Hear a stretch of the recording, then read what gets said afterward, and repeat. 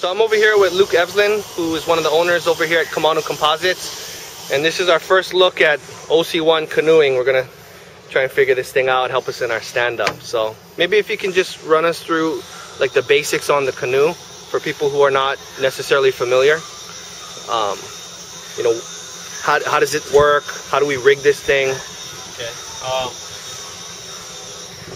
The canoe is pretty basic. There's a couple of moving parts, and the rigging is super basic. You know, and guys coming from stand-up, it's all pretty self-explanatory, probably. You know, we got rudder pedals instead of a foot bar. You know, and functions of the canoe itself. There's some self-draining footwells. You know, a bungee system back here, and a full-size rudder in the back. Okay. So when you push the pedals, then turns the rudder. Okay. This one over here, do we ever take this out? This is an air plug, right? Yeah, the plug doesn't matter. You know, guys take them out, guys leave them in. Ideally, you should probably take it out every time. You just don't want that much pressure. Okay. Contracting in the boat and heating up, but it doesn't really matter. So these pieces, these metal pieces that attach the ama to the boat are called yakos. Yeah. And then how do we adjust that? So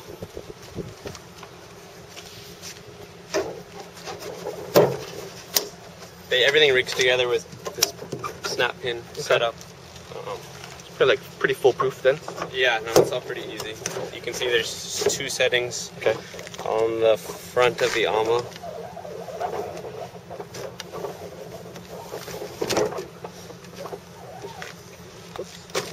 Gotta move, make it aligned. So we have two pins on this. When will we put it on the top, and then when do we put it on the bottom? It depends on your weight.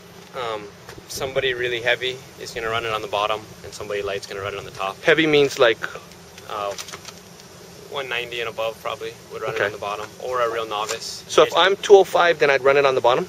Yeah, definitely. Okay.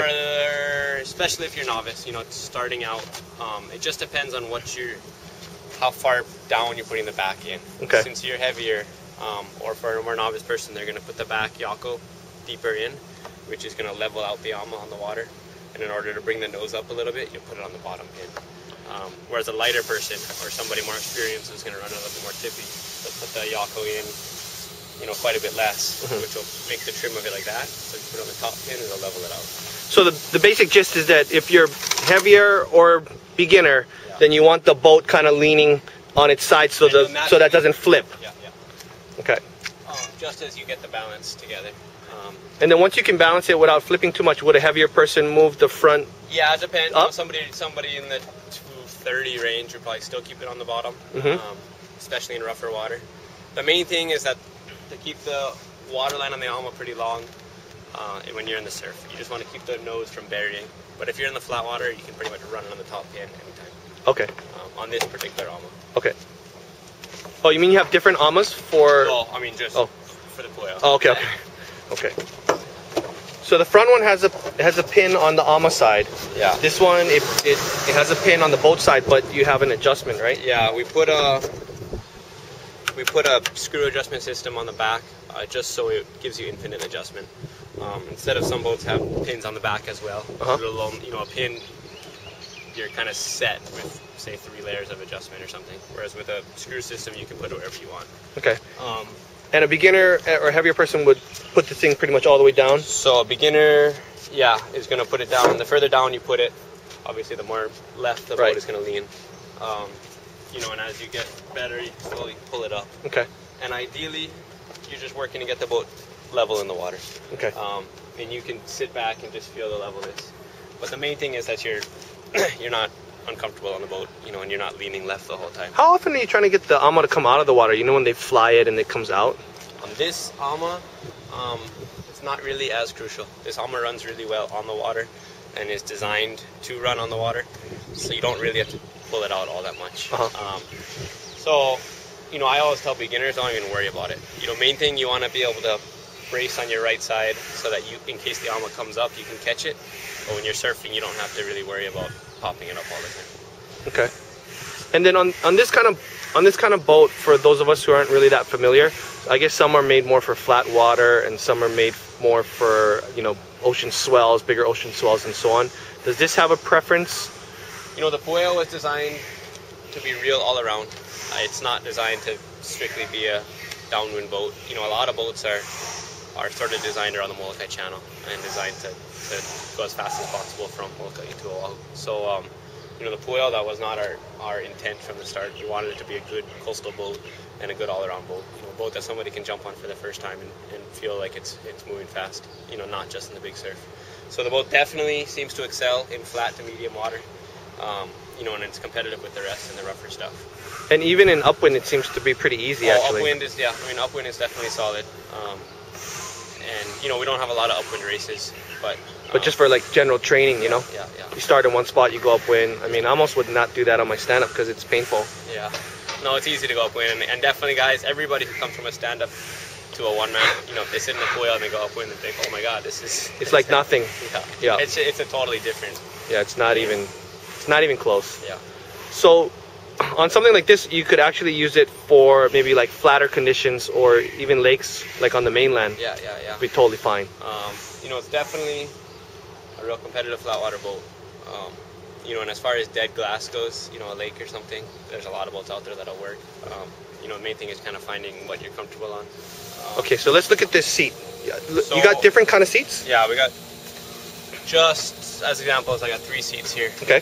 Basically, generally we'll do a seat based off somebody's height. Okay. Off of a loose measurement, off of inseam, or their overall height. Okay. So this seat right here is for somebody with a 25-inch inseam. You know, so this would be for a shorter person, and you can see. That's what the number on your seat is for. Yeah. Oh, for the taller person. So it's basically just this bucket is cut out in a different place. Oh, okay, so you actually, on something like this, you're not really taking a seat and moving forward and back and so on. You're trying to get it fitting exactly. And okay. This is the ideal seat for these boats. You right. know, something that fills it up completely. Sometimes, you know, for people who have a lot of different people using their boats, we have a shorter little seat, which you can put anywhere you want. Okay. The drawback of these is you take on more water back here. You know, if you also push real hard from your legs, you can scoot it back sometimes. So they're not ideal, but they work for certain situations. And then, are they all cut out the same, or somehow it's molded to your butt, or what? You know, we have a basic template that we use to cut the seats, and generally we start pretty shallow, and then we'll customize them from there. Some people like to sit high, some people like to sit low. So we'll kind of work with every customer to try and make the thing fit their butt as best as possible. Ideally, you have even contact with your whole entire butt. So you kind of always, every seat and every individual is different. So you always have to kind of customize it for yourself. Is there any way to avoid, like when you're first starting, the left butt cheek numbness? You know, a lot of the left butt cheek thing comes from leaning, right? You know, you're not comfortable on it yet, and you're not super stable, so you're going to be leaning left. So, you know, in order to avoid that, you rig the thing more stable. Okay. You know, because the whole boat could be leaning left, and as long as you're comfortable, that's all right. Is there a big disadvantage though to rigging it? They call it heavy, right? Yeah. To rigging it heavy, where you're leaning to the left, can you feel it that much as a novice in speed? No, as a novice, no, it wouldn't. You know, the bigger thing for a novice would be able to be comfortable on the boat, so you can paddle on the right side without feeling like you're going to flip over. You know, and as you get better, you're going to want to level out the boat because it runs better if it's leveled out. But no, as a novice, it's super important to primarily be comfortable with the rigging rather than leaning. So if I'm going to take my friend on the boat, it's best to put the front one in the bottom, and then the back one as far down as possible. Not as far down, but yeah, pretty far down. Okay, just to make sure that they're not falling and worrying about that. Yeah. Okay.